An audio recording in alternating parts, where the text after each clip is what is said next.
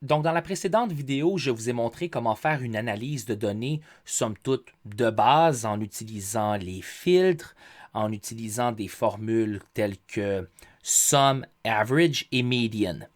Mais comment peut-on analyser un jeu de données beaucoup plus complexe? Un jeu de données qui, par exemple, inclut quelques dizaines de colonnes et des milliers, sinon voire des dizaines ou même des centaines de milliers de lignes de données.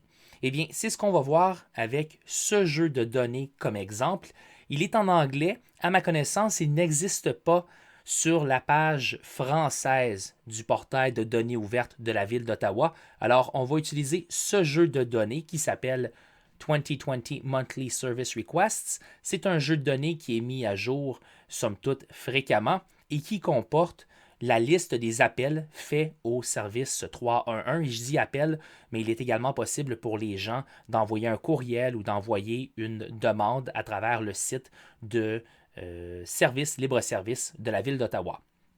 Donc, ce jeu de données a été mis à jour pour la dernière fois, en fait, le 2 novembre.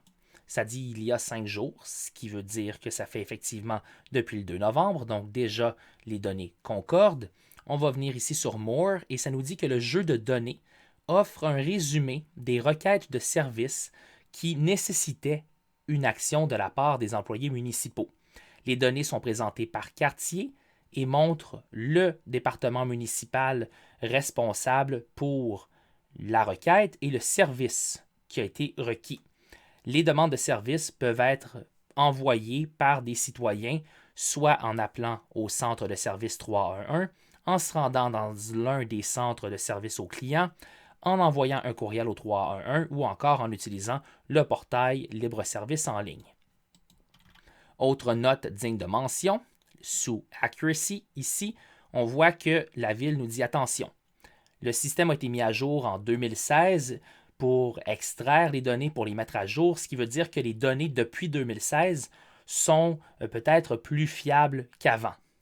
Donc, on a un jeu de données de 2020 ici, on voit que 2019, et en faisant une recherche, on pourrait trouver des jeux de données même de 2012. Donc, on doit quand même faire attention si on compare des données de 2020 à des données d'avant 2016.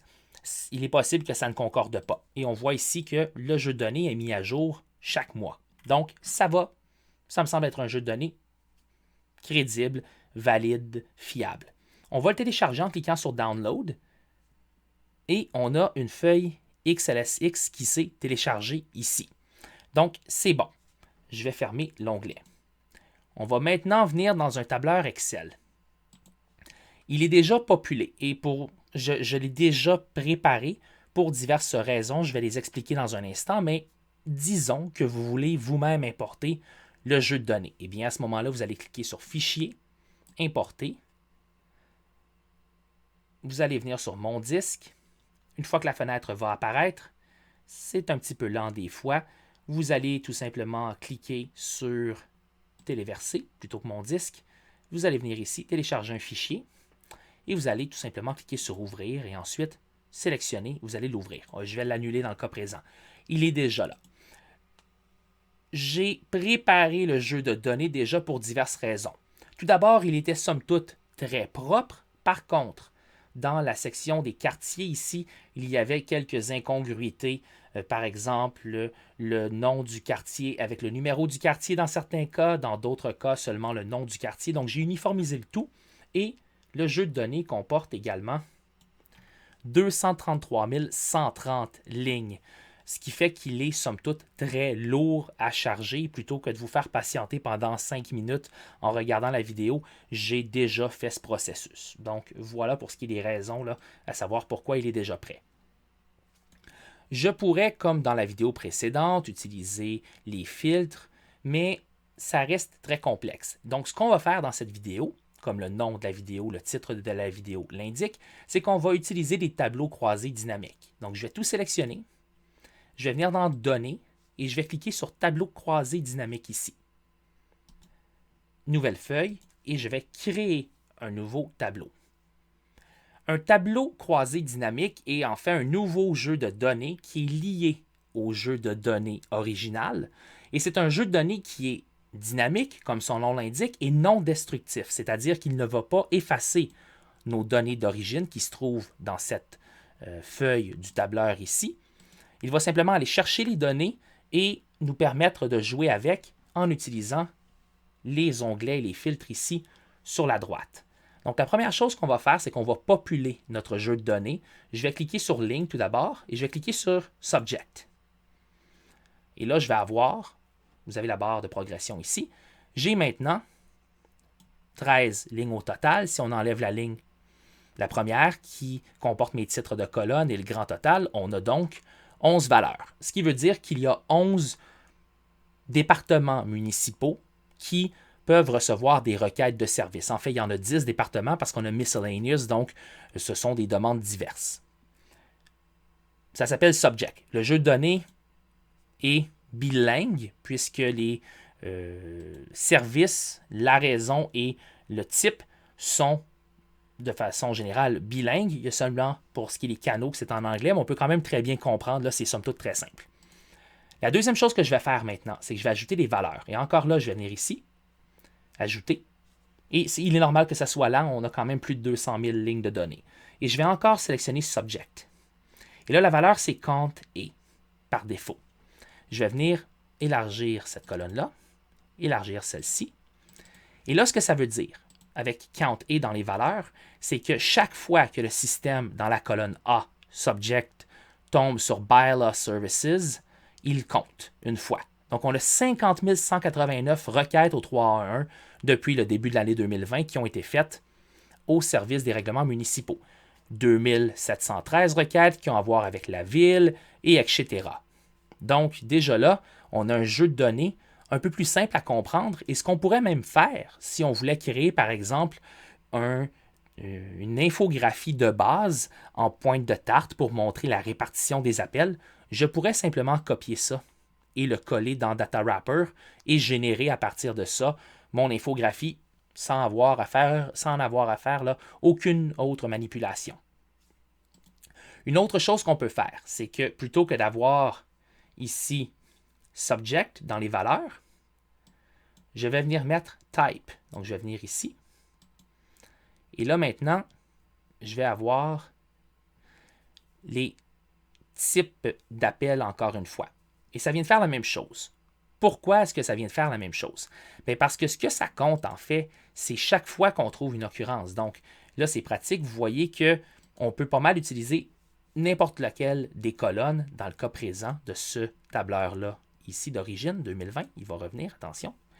Donc, je peux utiliser n'importe laquelle de ces colonnes pas mal pour faire mon analyse. Et si je vois le grand total, on est toujours à 233 129 requêtes de service. Donc, on sait que ça additionne bien. Je vais remettre Subject. Mais là, plutôt que par défaut, l'affichage, je vais mettre pourcentage de la colonne ou pourcentage du grand total. Donc, je vais faire ça ici. Et là, plutôt que un nombre de requêtes, on a le pourcentage. Donc, 21,53% des requêtes étaient pour les services municipaux, 32,92%, près de 33% des requêtes pour les routes et les transports, et 30% des requêtes avaient à voir avec les déchets et le recyclage. Et je vous rappelle qu'on parle de requêtes, pas de plaintes, mais généralement, les gens n'appellent pas à la ville pour féliciter l'équipe de nettoyage des rues.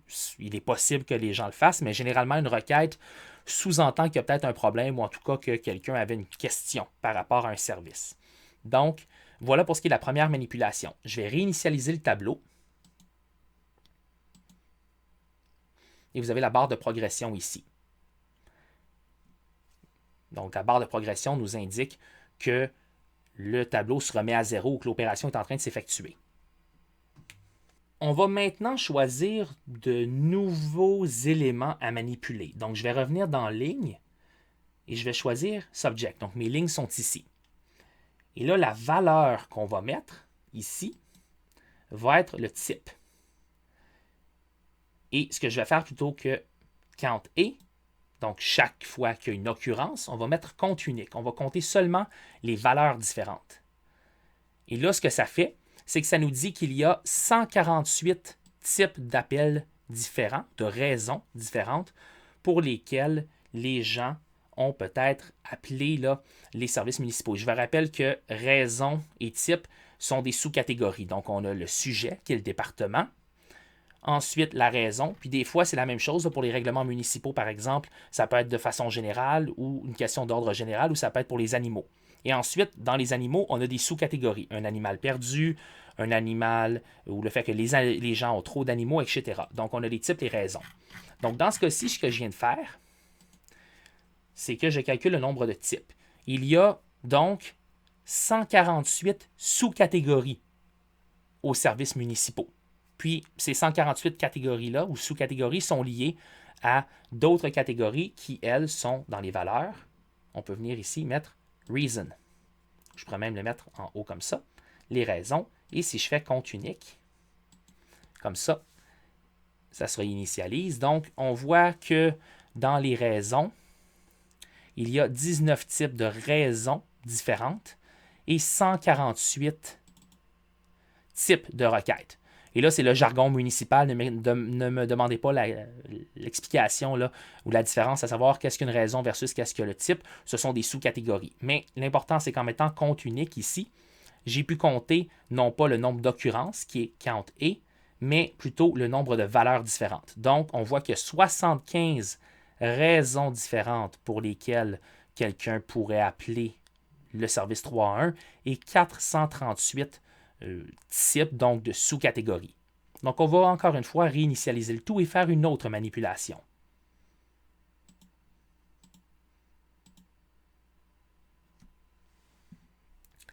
Et là, on va faire quelque chose d'intéressant. Dans les lignes, on va populer les lignes donc avec ces 400 quelques types de requêtes.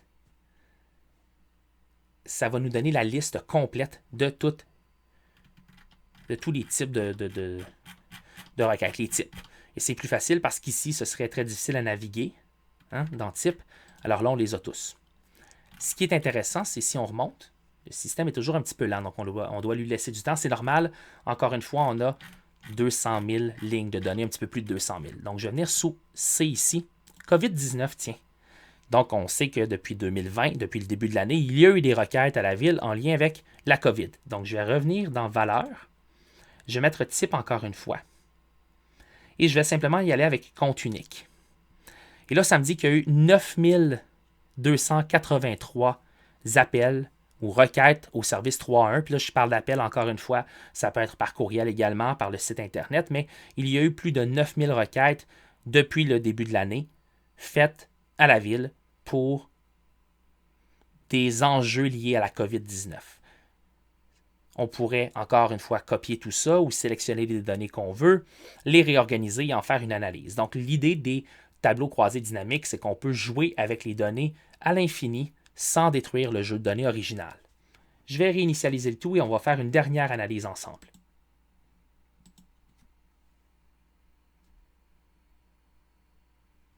Alors maintenant, ce qu'on va faire, c'est que dans le sujet, dans la ligne, plutôt, on va remettre subject. Dans les colonnes, on va mettre les quartiers, ward. Et dans les valeurs, on va encore une fois mettre les sujets. Et on va y aller comme ça. On va laisser du temps au site pour se réinitialiser. Ça peut prendre quelques instants. Vous avez toujours en haut à droite la barre de progrès.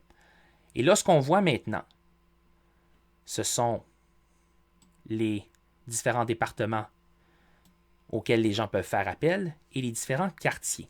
Vous remarquerez qu'il n'y a pas de quartier ici pour la première colonne. Ça veut donc dire que la requête n'a pas été attachée à un quartier. Mais ensuite, on a tous les quartiers de la ville. Ce qui est génial, et on voit toujours que le grand total ici est de 233 129 requêtes, donc on sait que le tout fonctionne. On a les grands totaux pour chacun des types ou chacun des départements. Mais là, c'est qu'en naviguant, on peut venir faire un peu de l'analyse. On voit donc qu'il y a, pour les règlements municipaux, 10 922 requêtes qui ont été faites sur 15 994 qui n'étaient pas rattachées à un quartier en particulier. On voit que dans Alta Vista, le service des règlements municipaux a été sollicité à 1807 reprises depuis le début de l'année. Et là, on parle toujours en date du début novembre. Et etc. Vous pouvez vous promener et aller faire de l'analyse. Ce qui est intéressant aussi, c'est que les quartiers, mais on voit également East, North, il y a les secteurs géographiques de la ville qui apparaissent, mais on voit qu'il n'y a eu qu'une seule requête ici. Donc, c'est peut-être une anomalie statistique d'un nouvel employé qui ne savait pas comment entrer les informations ou encore ce sont peut-être des zones géographiques que la ville utilise quand la requête touche un secteur plus général sans être non associé à rien. Donc, on devrait creuser un petit peu pour aller préciser le tout, mais au total, il y a peut-être 4 ou 5 de ces requêtes-là sur 233 000 requêtes. Donc, statistiquement parlant, c'est somme toute négligeable. Alors, voilà un aperçu général de l'utilisation des tableaux croisés dynamiques pour analyser des jeux de données plus lourds, plus complexes. Les tableaux croisés dynamiques sont très puissants et c'est vraiment en vous pratiquant, en jouant avec les tableaux croisés dynamiques que vous allez apprendre à les utiliser puisque chaque jeu de données est unique et donc les différentes options pour populer vos lignes, vos colonnes, vos valeurs vont être uniques à chaque jeu de données et on n'a même pas parlé des filtres qui vous permettent d'exclure certaines catégories de données. Alors, vous pouvez télécharger ce jeu de données à partir du site du cours si vous voulez expérimenter ou encore utiliser votre propre jeu de données.